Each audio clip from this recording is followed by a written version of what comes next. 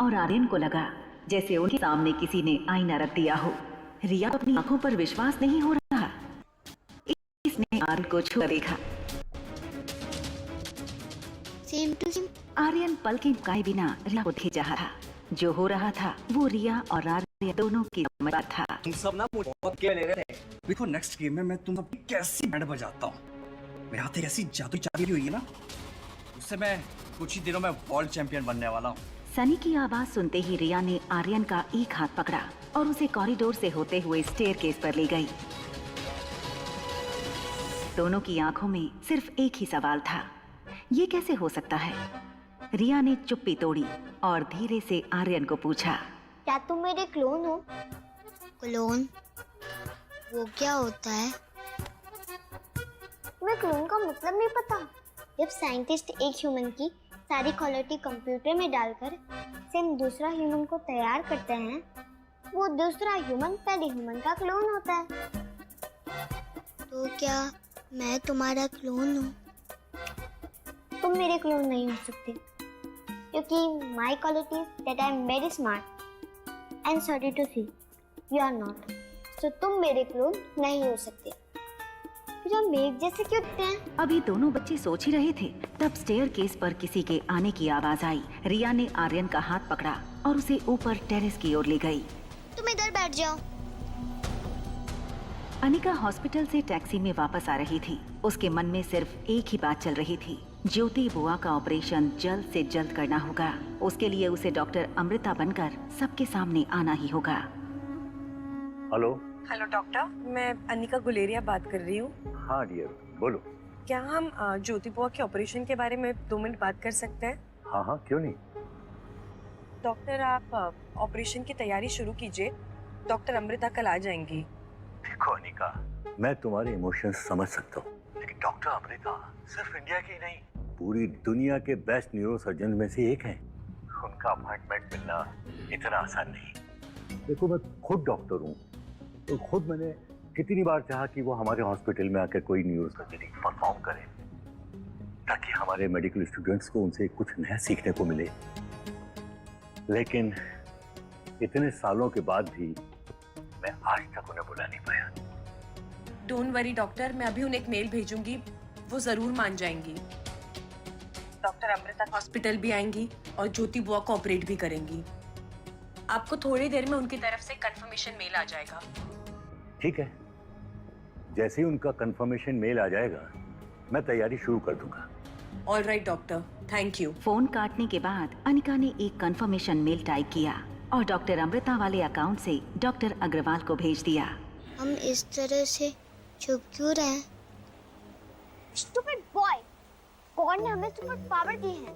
अगर ये हमने किसी को बता दिया तो हमारी सारी सुपर पावर चली जाएंगी ना। हमारे पास क्या सुपर पावर है? देखो, अगर हम ये किसी को ना बताएं कि हम वो हैं, तो सोचो हम क्या क्या नहीं कर सकते। हम एक साथ 2 जगह में प्रेजेंट हो सकते हैं। जैसे कि कोई जादूगर एक कपूट में जाएगा तो दूसरा केस से निकल जाएगा। एग्जाम मैं लिखूंगी और मार्क्स तुम्हें मिल जाएंगे। हम शक्ल होने का फायदा जादूगर उठाते हैं और हम कहते हैं वाह क्या जादू है।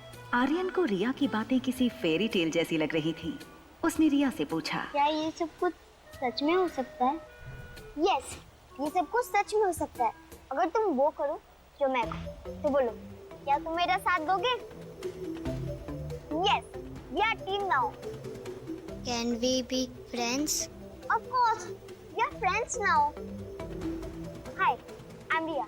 तुम्हारा नाम क्या है? I am Aryan, Aryan Marwa. रिया को अचानक कुछ याद आया। उसने आर्यन से पूछा, क्या तुम वही हो जिससे मेरी इंटरकॉम पर उस दिन बात हुई थी? तो फिर तुम पिज्जा खाने क्यों नहीं आए? वो मैं आ रहा था, मगर रास्ते में मुझे पहली बार मेरी मॉम मिली, तो मैं उनके साथ पिज्जा खाने चला गया। क्या बात कर रहे हो? उस दिन तो मेरे भी डैड मुझे पहली बार मिले थे।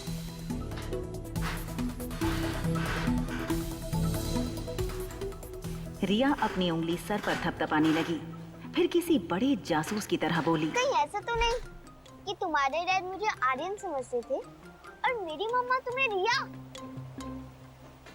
इसका मतलब डैड सही कहते थे कि मेरी कोई मॉम नहीं है।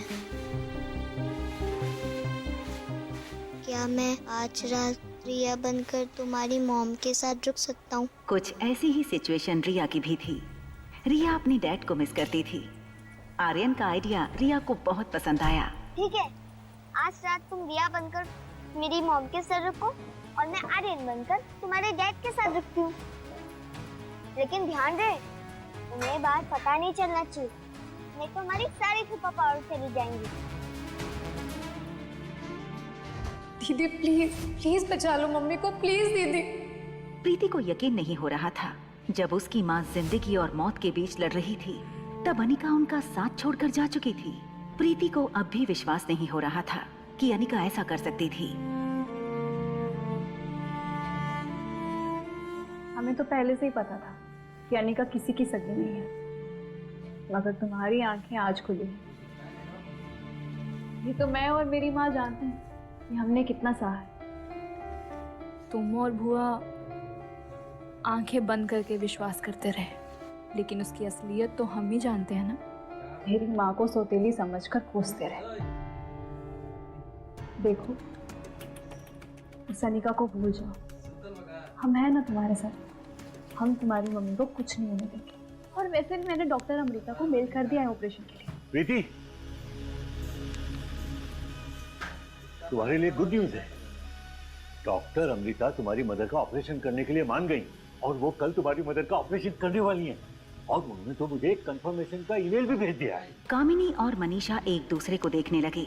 उन्हें यकीन नहीं हो रहा था कि आखिर डॉक्टर अमृता ज्योति बुआ का ऑपरेशन करने के लिए मान कैसे गई।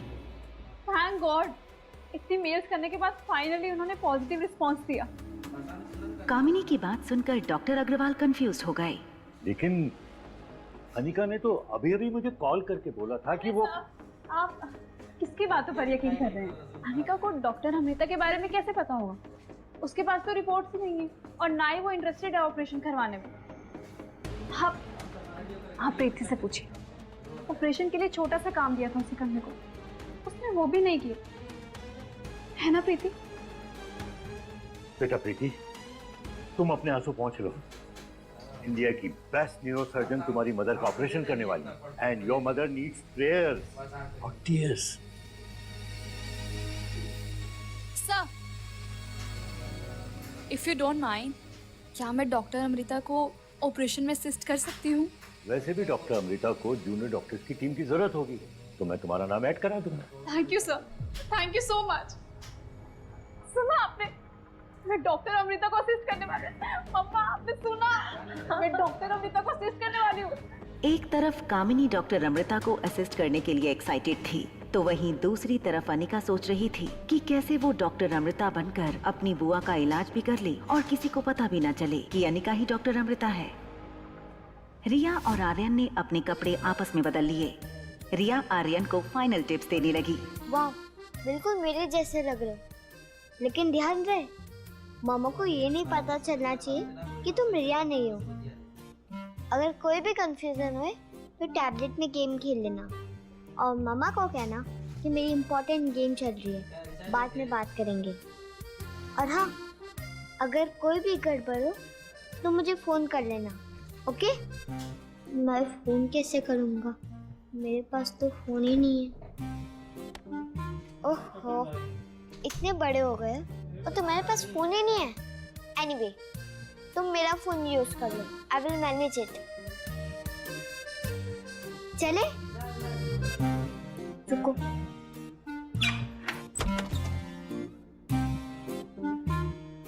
बाय, मैं जा रही हूँ।